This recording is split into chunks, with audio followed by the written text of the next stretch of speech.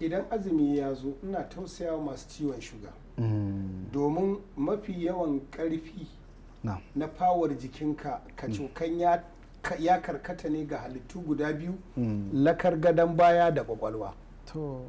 Lakar gadon baya da kwakwalwa su ne mafi karfi, suna iya bushewa su danke hanyoyin jijiyoyi su motse lokacin azumi sai a samu karfin zafi.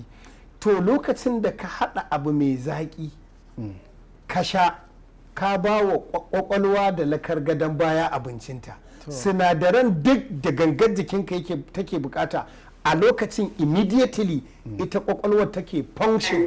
Annabi sallallahu alaihi wasallama ya ce in ka kai azumi samu ruwa da dabino, saboda me kaga kenan dabinon nan zaki ne, kaga ya zama abincin kwakwalwa, da ka ci dabino ka sha ruwa to ita kuma immediately za ta yi maka aiki, sai ta dinga sauko da ruwan da zai danyatar da jijiyoyinka. shine hikimar cin abinci mai zaki. Shi isa muke cewa masu ainihin ciwon shuga kuma masu azumi to sai dai mu ba su wata hikimar daga baya in Allah ya so ya yarda.